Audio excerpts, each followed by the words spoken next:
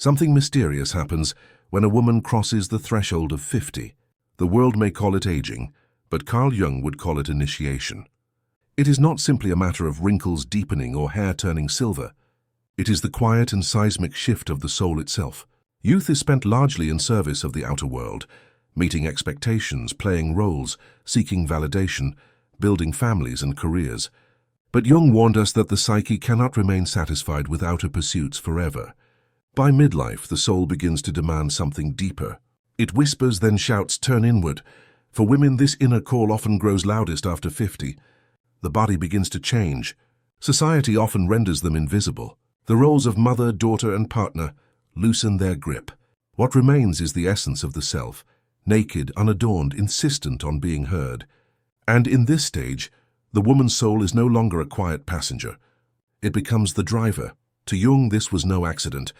He believed the second half of life was the time when individuation, the integration of the conscious and unconscious mind, the becoming of the whole self, was not just possible, but essential. Youth, he argued, is for establishing identity. Maturity is for discovering soul. So what happens to a woman's soul after 50 is not decay but expansion, not decline but revelation. She is not disappearing.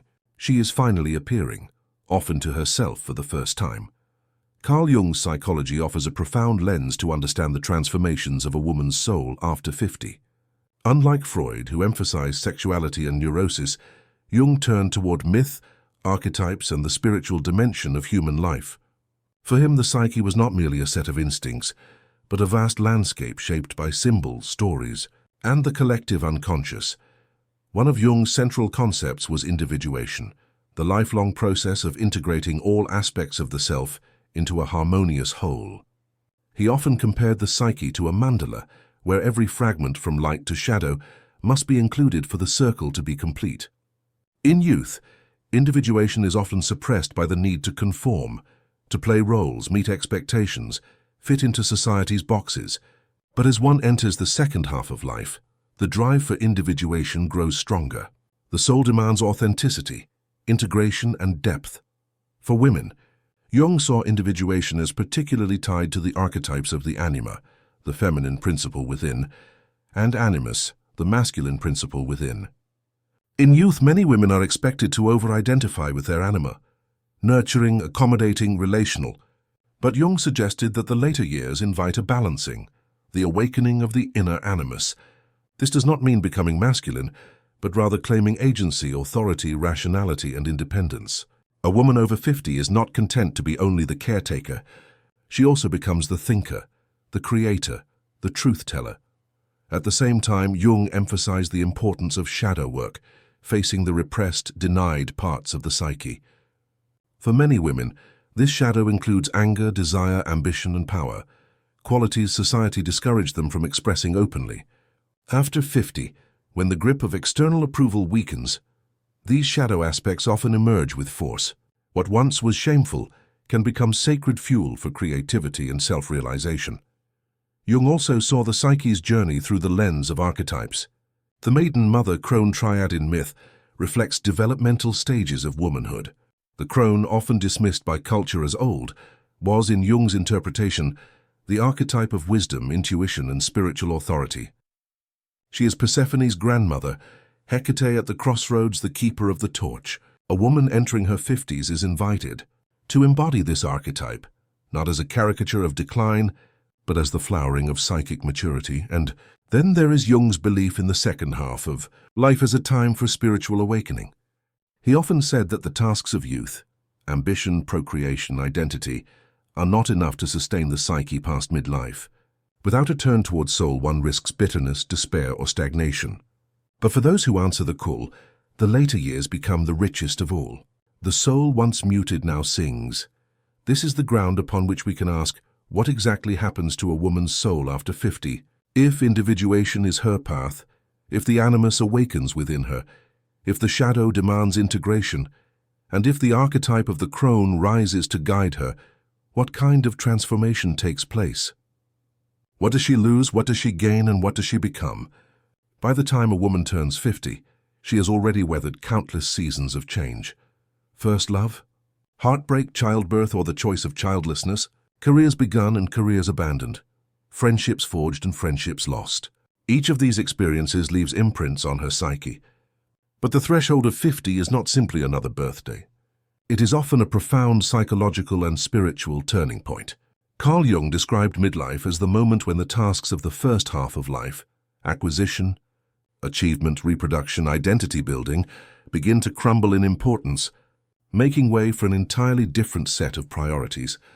Biologically, many women are entering or moving through menopause at this stage. For centuries, cultures have reduced this transition to its physical symptoms: hot flashes, fatigue, the end of fertility. But Jung would argue that something far deeper is happening. The cessation of menstruation is not just an end, it is a symbolic rebirth. The body signals what the psyche already knows. The era of being defined by nurturing others, by cycles of fertility, by biological roles, is giving way to a new sovereignty. The energy once spent outward, raising children, caring for partners, maintaining appearances, begins to turn inward towards selfhood. This can be a disorienting time. A woman may feel a loss of identity as children leave home, as her role in family dynamics shifts, as society's gaze of desirability moves elsewhere. But this is precisely where Jung's insights become powerful. He insisted that midlife is meant to be unsettling because the soul is demanding new expression. Without such disruption, individuation cannot occur. The loss of outer validation is not a punishment, it is an invitation.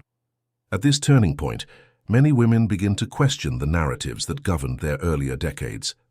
The belief that love defines worth, that beauty is youth, that sacrifice is the highest virtue, these start to unravel.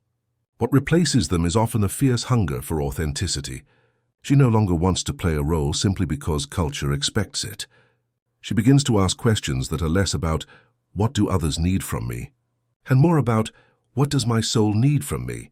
Jung warned that those who resist this turning inward risk falling into stagnation or despair. For women, this can appear as clinging to youth at all costs, obsessively chasing external beauty, obsessively pursuing romance, fearing solitude. But when the shift is embraced, it unlocks extraordinary psychic energy. The woman begins to embody a different kind of beauty, one Jung might call numinous, a beauty that radiates from authenticity, depth, and soul, rather than surface. Culturally, this turning point is misunderstood. Too often, women over 50 are told they are invisible, irrelevant, past their prime. But Jung would suggest that invisibility in the eyes of the outer world can be the very condition that allows the soul to bloom. Freed from constant scrutiny, she can finally hear her own voice. Freed from the weight of others' expectations, she can follow the inner compass of her psyche. This is why so many women report a newfound freedom after 50. They stop apologizing for their desires. They stop contorting themselves to be palatable. Some leave marriages that no longer serve their soul. Others start businesses, write books, travel the world, or plunge into spiritual practice. It is not that they suddenly become selfish. It is that they finally claim the right to live for themselves. Jung would say this is the work of the self-emerging, the central archetype of wholeness that guides the process of individuation. The ego, which dominated in youth with its need for achievement and recognition, begins to loosen. The self takes the wheel, guiding the woman not toward more accomplishments but toward integration. Her dreams become richer, her unconscious more insistent, her intuition sharper. She may feel pulled toward symbols, myths, or spiritual traditions that give language to her inner transformation. Importantly, this turning point is not uniform. Every woman experiences it differently, depending on her history, culture, and personal wounds. For some, it is liberating. For others, terrifying. But in Jungian terms, both reactions point to the same truth. The psyche is shifting and the soul demands attention. Those who resist may feel depression or emptiness. Those who surrender may feel exhilaration, as if a door they didn't know existed has suddenly opened. This is the paradox of life after 50. The outer world may tell a woman she is fading, but the inner world knows she is arriving. The outer world may suggest she is done growing, but her soul knows she is just beginning. Jung's framework reframes this stage not as decline but as initiation, the kind of sacred rite that cultures once honored with ritual, but that modern society has largely forgotten. To truly understand what happens to a woman's soul after 50, one must see this turning point not as loss but as transformation. The shedding of roles, of fertility, of external validation is painful, yes, but it is also the fertile ground upon which individuation grows. The woman steps onto new terrain where she can no longer rely on who she was. She must discover who she is. When Jung spoke of individuation, he described it as the process by which a person integrates the many fragmented parts of the psyche into a whole. For women over 50, this process often takes on a unique flavor because it emerges after decades of living for others. The sacrifices of motherhood, partnership, caregiving, or professional dedication may have left parts of the self neglected, buried, or silenced. After 50, these silenced voices grow louder. They demand attention, not as an indulgence but as a necessity for psychic wholeness. One of the most profound transformations at this stage is the awakening of intuition. In youth, women are often told to suppress their inner knowing, to prioritize logic, duty, or the expectations of others. But in later life, intuition begins to insist on its rightful place. Dreams become vivid, carrying symbols that reflect inner truths. Gut feelings grow stronger, pointing toward paths that logic alone cannot justify. Jung believed that the unconscious holds the keys to our deepest wisdom, and for women over 50, that wisdom rises like a tide. It is no longer ignorable. Creativity, too, often flourishes during this time. Freed from the demands of constant caregiving or the pressure to conform, many women discover a wellspring of artistic or intellectual energy. Some begin painting, writing, dancing, or gardening with a depth they never allowed themselves before. Others turn to spiritual or philosophical exploration, diving into practices that open new dimensions of experience. Jung would interpret this as the soul's attempt to balance what was neglected in the first half of life. If a woman once lived for structure and responsibility, she may now crave imagination and play. If she once suppressed her wildness, she may now embrace it with ferocity. This transformation also alters how desire and attraction are experienced. In youth, desire is often tangled with insecurity, fear of rejection, or cultural scripts about beauty and worth. But after 50, many women discover that their desire is less about approval and more about authenticity. They are attracted not to those who make them feel validated, but to those who mirror their depth. They desire connection, but not at the cost of their wholeness. Jung would say they are no longer projecting their unmet needs onto others. Instead, they recognize those needs as their own to integrate. The transformation of the soul after 50 is not purely individual. It often ripples outward into relationships. Some marriages deepen, becoming more authentic as women insist on being fully seen. Others dissolve, no longer able to hold the weight of new selfhood. Friendships may shift as well. Shallow connections may fall away, replaced by bonds that honor depth, truth, and shared growth. The woman becomes less willing to tolerate half measures in love, loyalty, or honesty. This isn't cruelty, it's clarity. Spirituality also tends to take on new urgency. Jung believed the second half of life naturally pushes us toward the spiritual, because we can no longer avoid the reality of mortality. For women over 50, this can manifest as a hunger for meaning beyond the material. Some turn to religion, others to meditation, nature, or myth. They begin to see themselves not just as individuals, but as part of something larger. The soul, once preoccupied with survival and belonging, now yearns for transcendence. This stage is also marked by the integration of shadow.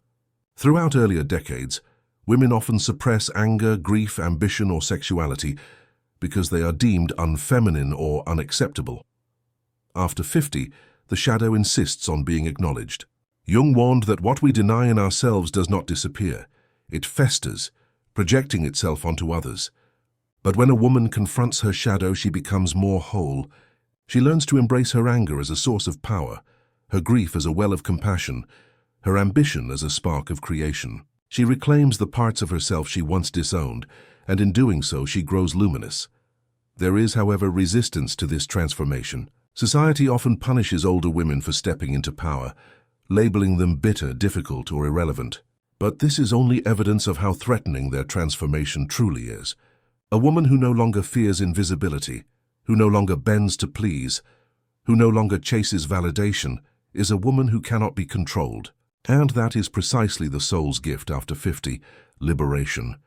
In this stage, death itself begins to lose some of its terror. Jung noted that by integrating the unconscious, individuals come to see life as a cycle, rather than a linear race. Women over 50 often begin to carry a serenity that unsettles those still clinging desperately to youth. They know time is finite, but instead of fearing it, they savor it. Each day becomes more precious, each moment more vivid. The soul, aware of mortality, becomes more alive. Perhaps the greatest transformation of all is the shift from seeking to offering. The younger woman often asks, "Who will love me? Who will validate me? Who will save me?" The woman over 50 asks, "What can I give? What truth can I embody? What legacy will I leave?" Her love, creativity, and wisdom flow outward, not from need but from fullness. She is no longer chasing wholeness, she is radiating it. In Jungian terms, this is the archetype of the wise woman, the crone, the elder. She is feared because she is free. She is revered because she carries the weight of experience. She embodies both light and shadow, strength and softness, mortality and eternity. Her soul, once fragmented, is now on the path to unity. This is what happens to a woman's soul after 50. It transforms from striving to being, from chasing to choosing, from fragments to wholeness. It is not a decline but a flowering, a revelation, an initiation into the deepest mysteries of existence. And it is a truth society must learn to honor, because in honoring it, we honor the very essence of human growth. What happens to a woman's soul after 50 is not a secret. It is a truth hidden in plain sight, obscured only by the blindness of a culture that worships youth and fears aging. Carl Jung warned us that the second half of life demands a new orientation, a turning inward, a surrender to the depths of the psyche. For women, this moment is not simply biological, not just the closing of one chapter, but the opening of a vast, uncharted one. The woman over 50 is no longer defined by what she produces, by whom she nurtures, or by how desirable she appears to others. She begins to embody something that terrifies the shallow eye: sovereignty. She belongs to herself, and when a woman belongs to herself, she can no longer be manipulated by promises of love, approval, or status. She becomes, in the truest sense, free. This freedom does not come cheaply. It is often purchased through years of loss, sacrifice, and betrayal. She has loved until she has been emptied. She has carried burdens until her back bent under their weight. She has silenced herself to keep peace, played roles to meet expectations, and swallowed her pain to hold others together. But in that crucible of suffering, her soul has been forged into something unbreakable. The woman who emerges after 50 is not naive. She is not desperate. She is awake. Jung would say that she has entered the realm of individuation, where the self takes precedence over the ego. The ego's concerns, beauty, validation, external success, fall away like autumn leaves, and in their place rises the enduring tree of the soul. She no longer asks, "Am I enough?" She knows she is enough. She no longer begs, "Will they love me?" She asks instead, "Do I love myself? Do I honor my own truth?" In this state, relationships shift. She may choose companionship, but not out of need. She may embrace solitude, but not out of despair. She is no longer chasing what she lacked in youth. She is choosing what aligns with her wholeness. This makes her harder to win, but easier to respect. She no longer bargains away her soul for scraps of affection. She demands reciprocity, truth, depth, and if those are not offered, she walks away without apology. This is why so many women over 50 appear intimidating to others. They radiate a calm power that cannot be faked. They are less interested in playing games and more interested in authenticity. They carry an energy that says, "I have nothing to prove, nothing to lose, nothing to fear." For some, this sparks admiration. For others, it provokes fear. Jung understood this duality well. The individuated soul always unsettles those who have not yet dared to face their own depths. The cultural narrative that paints women over 50 as invisible is not just cruel, it is profoundly wrong. They are not invisible. They are radiant in a way that superficial eyes cannot perceive. Their magnetism is not the fragile charm of youth. It is the gravitational pull of wisdom. Their beauty is not a performance. It is an emanation of authenticity. And if society fails to honor them, it is because society fears what it cannot control. Spiritually, this stage is a threshold. The awareness of mortality is sharper, but so is the appreciation of life. The woman over 50 knows that time is finite, and instead of this making her desperate, it makes her discerning. She no longer wastes herself on trivialities. She savors each moment. She invests only in what nourishes her soul. This clarity is perhaps the greatest gift of all, because it allows her to live with presence, intensity, and grace. What then happens to a woman's soul after 50? It awakens. It claims its rightful place at the center of her being. It integrates the shadow she once feared, the wounds she once denied, the dreams she once postponed. It demands that she stop living for others and begin living as herself.